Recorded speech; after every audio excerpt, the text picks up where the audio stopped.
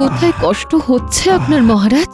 বুকে বুকে রানী, ভয়ঙ্কর কষ্ট, একটা একটা চাপা যন্ত্রণা। আমি আমি পারছি না রানী, একদম পারছি না। মহারাজ, এখানে আপনাকে কোনো সান্ত্বনা দেব না, কেননা এই যন্ত্রণা আপনি স্বেচ্ছায় ডেকে এনেছেন মহারাজ। আমার আমার আমার আমি আমি নিজের পাপের প্রায়শ্চিত্ত করতে চাই। যা মহারাজ, কি হলো মহারাজ? সারাদিন মহারাজ, কি হলো মহারাজ? এ কি, মহারাজ তো জ্ঞান হারিয়েছেন। দাসী, দাসী! আজ্ঞে রানীমা। এক্ষুনি গিয়ে রাজবৈদ্যকে খবর দাও, মহারাজ ভয়ানক অসুস্থ। তুমি কোথায় গেলে গোপাল? ওহ, অভিমান করে দূরে চলে গেলে। আজ তোমাকে আমাদের খুব প্রয়োজন গোপাল, খুব প্রয়োজন। কৃষ্ণনগরের খুব প্রয়োজন। তুমি কোথায় গোপাল, কোথায়?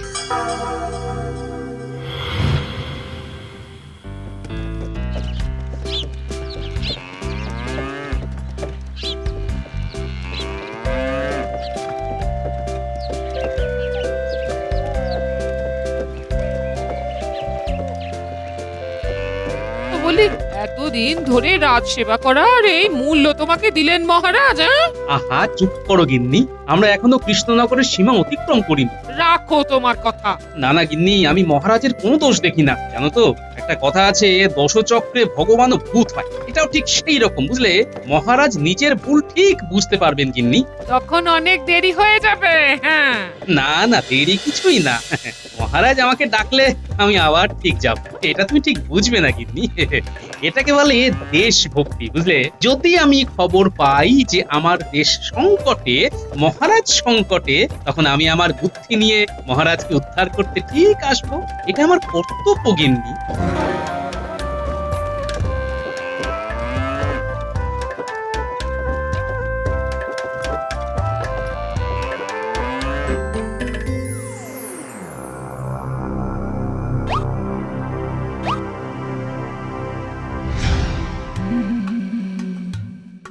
কিরকম বুঝছেন রাজবৈদ্য মশাই? নারীর গতি ভালো নয়, রক্তচাপ উচ্চ। আমি আমি ওষুধ দিয়েছি, আমার ওষুধ কাজ করবে।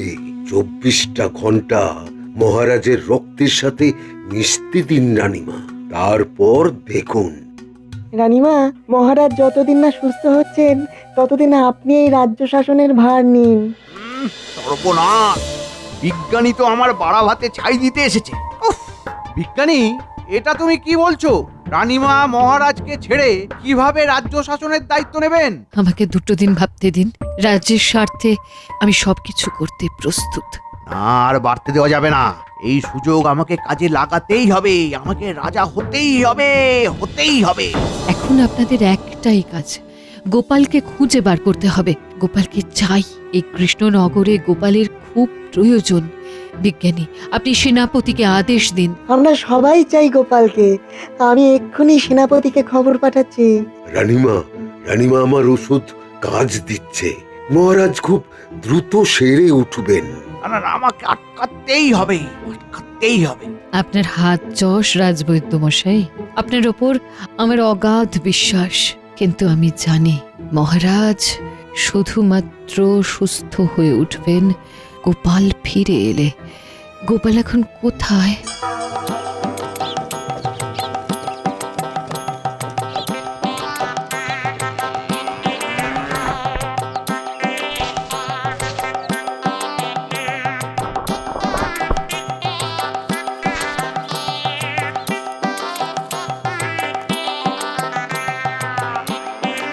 চলো, কয়েকদিন জামাই বাড়িতে আদর খাও।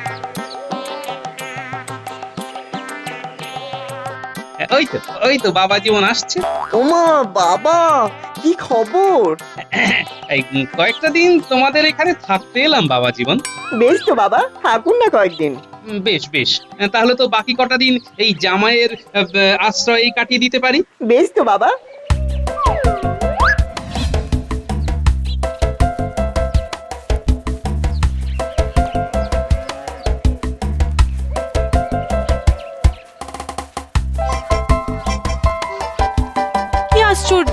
আজ সকালেই তোমাদের কথা বলছিলাম আর দেখো তোমরাই চলে এলে। কেন রে মা, সকালে আমাদের কথা মনে হয়েছিল কেন? আমরা তো একটু পরেই তোমাদের কাছে যেতাম। ও মা, তুমি এরকম গাল ফুলিয়ে আছো কেন? ও তোর মায়ের গাল তো এমনিতেই কেমন ফুলো, আবার নতুন করে ফুলবে কি রে? এই তুমি থামবে? হ্যাঁ? ঘরে চলুন বাবা, আসুন মা। শোনো বাবা জীবন, একটা সত্যি কথা বলে রাখি। মহারাজ আমাকে কৃষ্ণনগর ছাড়বার হুকুম দিয়েছেন, তাই আমরা তোমাদের কাছে চলে এসেছি। সে কি, আপনাকে নির্বাসন? এ কেমন লীলা? এই যে দেখি জলে ভাসি শিলা। সব কথা পরে বলবো বাবা, এখন খেয়ে বিশ্রাম নেব কেমন?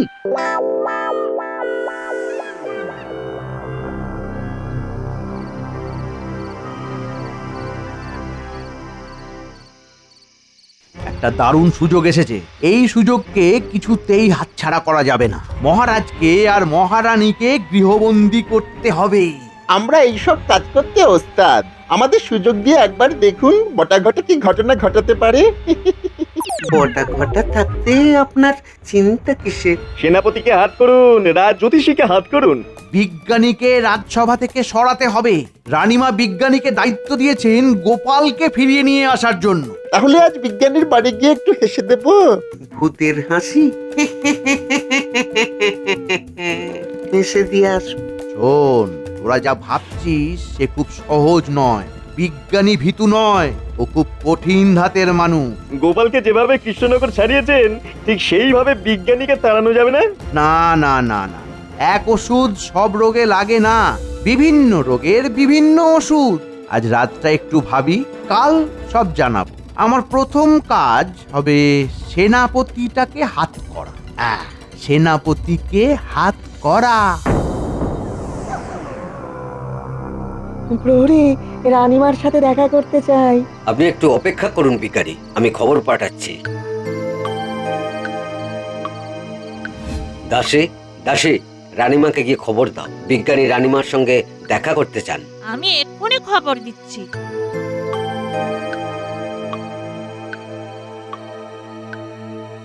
রানীমা, বলো দাসী। বিজ্ঞানী আপনার সাথে সাক্ষাৎ করতে চান, উনি বাইরে দাঁড়িয়ে আছেন। ওনাকে সসম্মানে এখানে নিয়ে এসো দাসী। প্রণাম রানীমা। এত রাতে বিরক্ত করার জন্য ক্ষমা চাইছি। আমি জানি নিশ্চয়ই কিছু গুরুত্বপূর্ণ কথা আছে, তাই এত রাত্রে আমার কাছে এসেছেন। হ্যাঁ বলুন এবার। প্রথমে এই কাড়াটা নিন। এটা বিভিন্ন গাছ, শিকড় বাকড় থেকে রস বার করে তার সাথে মধু মিশিয়ে বানিয়েছি। অসুস্থ মহারাজকে প্রত্যহ প্রাতে 1 চামচ করে দেবেন, এটি বলবর্ধক। ধন্যবাদ বিজ্ঞানী। এটা আমার কর্তব্যের মধ্যে পড়ে রানীমা। এবার দ্বিতীয় কথা, আমি গোপালের সন্ধানে চললাম। আপনি সাবধানে থাকবেন আর মহারাজকে চোখে চোখে রাখবেন, আর রাজসভার কাজ আপনার হাতে তুলে নেবেন, নইলে খুব বিপদ। আমি রানীমা আর মহারাজের ঠিকভাবে দেখাশোনা করব, আপনি গোপাল দাদাকে খুঁজে নিয়ে আসুন। আমি কোথায় গেছি এটা কেউ যেন না জানে, কথাটা গোপন থাকবে।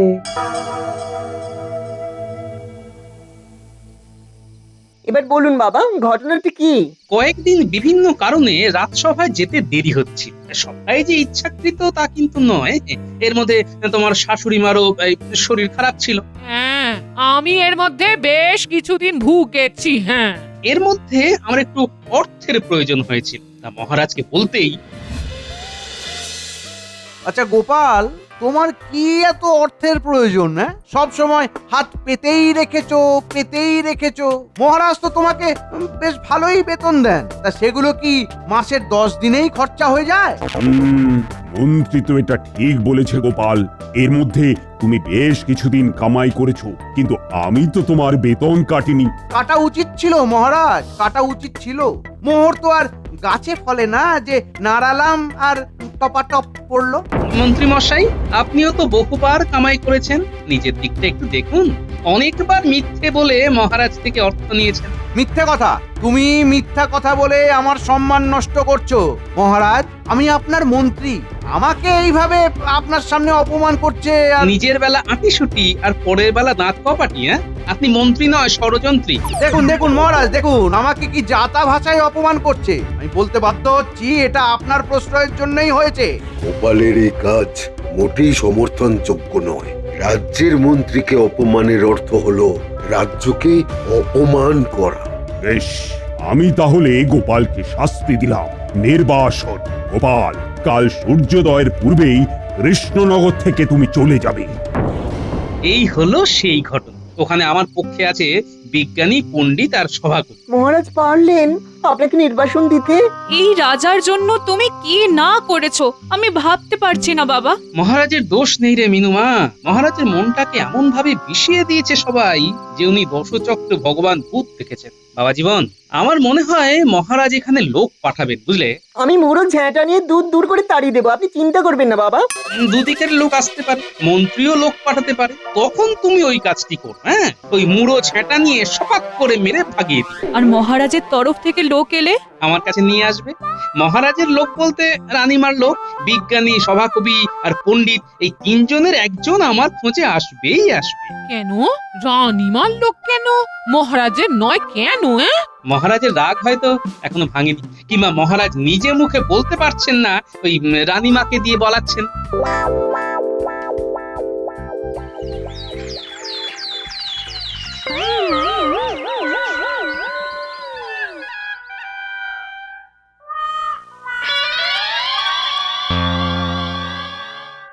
আজ থেকে মহারাজের এই জুতো আমি সিংহাসনের সামনে রেখে রাজকার্য পরিচালনা করব।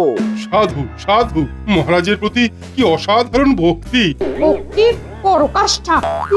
ঢং দেখে আর বাঁচি না। কতই রং দেখালি প্রতি, অম্বলে দিলি আদা। উপরওয়ালা দেখছে, সময় সব বুঝবে মন্ত্রী দাদা। এই আমি মহারাজের জুতো সিংহাসনের সামনে রাখলাম। প্রহরী, মহারাজের নামে জয়ধ্বনি দাও। জয় মহারাজ কৃষ্ণচন্দ্রের জয়, জয় মহারাজ কৃষ্ণচন্দ্রের জয়, জয় মহারাজ কৃষ্ণচন্দ্রের জয়। মহারাজ যতদিন না সুস্থ হচ্ছেন ততদিন আমি এইভাবে রাজ্য শাসন করব। আমি সেনাপতি, রাজবৈদ্য আর রাজজ্যোতিষীর অনুমতি নিয়ে ভগবানকে আমার সহকারী নিযুক্ত করলাম। আমি এই প্রস্তাব সমর্থন করলাম। ভগবান, তুমি এখন থেকে আমার মন্ত্রী। ধন্যবাদ রাজামশাই, ধন্যবাদ। ওরে, রাজা নয়, রাজা নয়, আমি হলাম রাজার সেবক। এই তো মহারাজ সিংহাসনে বিরাজমান। এই তো বিরাজমান। মন্ত্রী মশাই, মহারাজের শরীর এখন কেমন আছে? রাজবৈদ্য, মহারাজের শারীরিক অবস্থার কথা জানতে চাইছে আমাদের পণ্ডিত, বলে দাও। অবস্থার সঙ্গে একটা অনুরোধ, মহারাজকে এখন কেউ দেখতে যাবেন না। ওনাকে বিরক্ত করা ঠিক নয়। আমি 24 ঘন্টা ওনার ওপর নজর রাখছি। তার মানে মহারাজ আর রানীমা নজরবন্দি। আজ বিজ্ঞানী অনুপস্থিত। মহারাজ সুস্থ হয়ে না আসা পর্যন্ত বিজ্ঞানীকে আমার সভায় কোনো প্রয়োজন নেই। আর একটা ঘোষণা আছে, আমি গোপালের পরিবর্তে বটা আর ঘটাকে আমাদের মনোরঞ্জন করার জন্য নিয়োগ করলাম। কারো কোনো আপত্তি নেই, থাকার কথাও নয়। বটা ঘটা, যাও যাও, তোমাদের আসন গ্রহণ করে নাও, যাও। ওরে, মন্ত্রীমশাই এখন আমাদের তুমি তুমি করছে। আমাদের সম্মান আজ থেকে বেড়ে গেছে। তোমাদের দুজনের কাজ আমাদের মনোরঞ্জন করা। আমরা খুব হাসতে পারি। এই সভাকবি, আমাদের নিয়ে একটা কবিতা লেখো তো। কলম আমার আটকে গেছে জোড়া বানর দেখে। কবিতা তোমায় ছুটি দিলাম চুন কালি মেখে। মন্ত্রীমশাই, আমি আজ থেকেই রাজসভা পরিত্যাগ করলাম। আমিও। চলো চলো সভাকবি।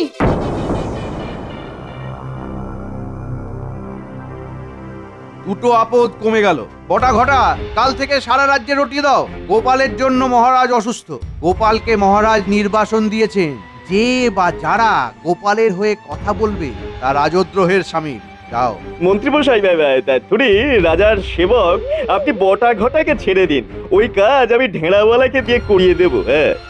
যা ভালো বোঝো, যাতে কৃষ্ণনগরের ভালো হয় সেটাই করা উচিত।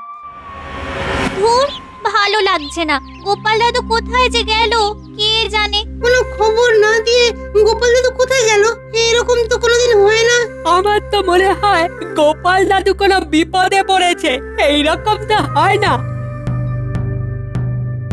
শুনুন শুনুন শুনুন, মহারাজ গোপালকে নির্বাসিত করেছেন। যে বা যারা গোপালের হয়ে কথা বলবে তারা রাজদ্রোহী, কথাটা মনে রাখবেন। শুনুন শুনুন শুনুন। কি বলছে? মহারাজ গোপাল দাদুকে নির্বাসন করেছে? গোপাল দাদুর অপরাধ? এবার আমরা কি করব? বুঝলি পুঁটি, এ কিন্তু ওই বাজে মন্ত্রী মশাইয়ের কাজ, আমি বলে দিচ্ছি, তো দেখিস। গোপাল দাদু, আমাদের একা রেখে কোথায় গেলে? শোন, কেঁদে আর মন খারাপ করে কোনো লাভ নেই। আমাদের কিছু একটা করতে হবে। কি করবি? আমরা কি করতে পারি? আমরা তো ছোট। আমরা মহারাজের কাছে যাব না, আমরা এখন বিজ্ঞানী দাদুর কাছে যাব। সেই ভালো, চল।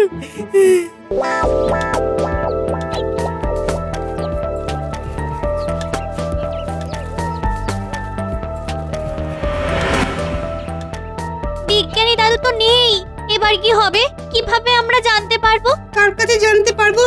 আমরা রানীমার কাছে যাব। রানীমার কাছে জানতে চাইবো আমাদের গোপাল দাদু কোথায় গেছে। গোপালকে খুঁজতে গেছে আমাদের বিজ্ঞানী। রানীমার কাছে গিয়ে কিছু লাভ নেই।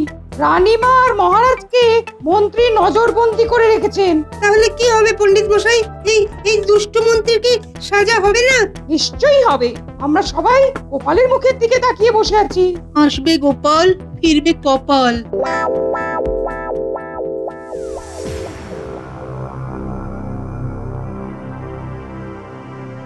জাহাপানা, খবর আছে। বলো, কি খবর? আমার কাছে খবর আছে, গোপালকে মহারাজ নির্বাসিত করেছেন। গোপাল এখন কৃষ্ণনগরে নেই। কি বলছো তুমি গুপ্তচর? তাহলে গোপাল এখন কোথায়? এই খবরটা আমার কাছে নেই জাহাপনা। একটা কথা শুনেছি, মহারাজ অসুস্থ। কি বলছো তুমি? আমি তো বিশ্বাসই করতে পারছি না। গুপ্তচর, সঠিক খবর আমার চাই। জো হুকুম জাহাপনা। উজির, খুব চিন্তার ব্যাপার। কিছু একটা ঘটেছে। গোপালের মতন বিশ্বাসী সভাসদকে কৃষ্ণচন্দ্র নির্বাসিত করলো, কিন্তু কেন?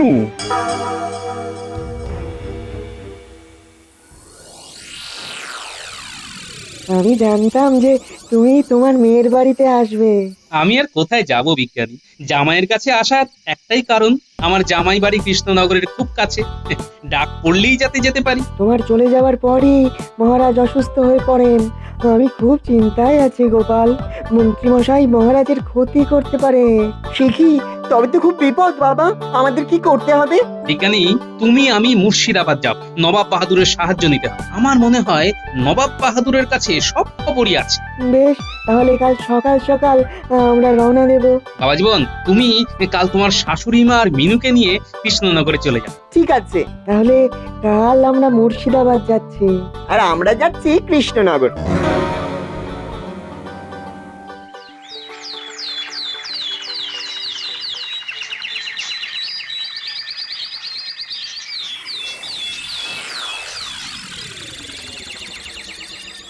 আজ যদি কিছু খবর না পাই, কাল আমরা কৃষ্ণনগরে যাব।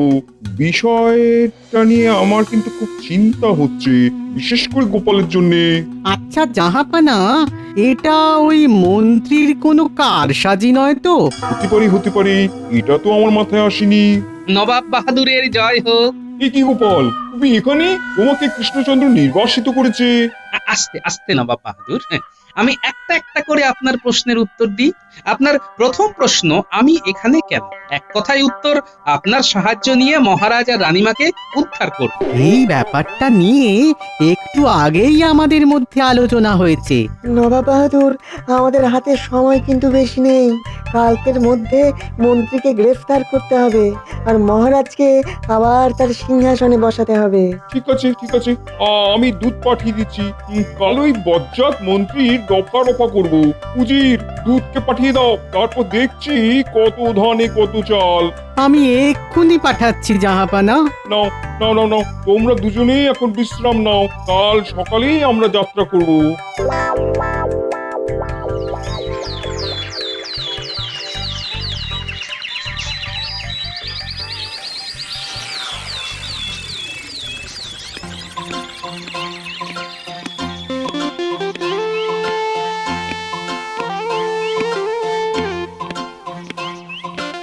কি হলো মন্ত্রী মশাই, আপনি তখন থেকে এই নবাব বাহাদুরের চিঠি নিয়ে পাইচারি কেন করছেন? কি আর বলি, নবাব বাহাদুর আসছে মহারাজের সাথে দেখা করতে। নবাব বাহাদুরকে মহারাজের বয়ানে লিখে দিন, খুব ব্যস্ত। হবে না হবে না হবে না হবে না, না না না, ওইভাবে হবে না, ওইভাবে হবে না। নবাব বাহাদুরকে এখানে আসতে দিন, তারপরে বলবেন মহারাজ অসুস্থ। মন্ত্রীমশাই, গোপালের জামাই আর বাচ্চাগুলো আসছে। সবাইকে ধরে জেলে পুরে দাও, যাও। আজ সবার সাথে কিটকিট খেলবো। ন্যাপলা, পুচি, গুলটে, তোরাও শুরু করে দে। চুপ, kit kit kit kit kit kit kit kit kit. কি হচ্ছে? আমরা কিটকিট খেলছি। মানে কি মন্ত্রীমশাই, কেমন আছেন? আজ থেকে আপনি খুব খারাপ থাকবেন।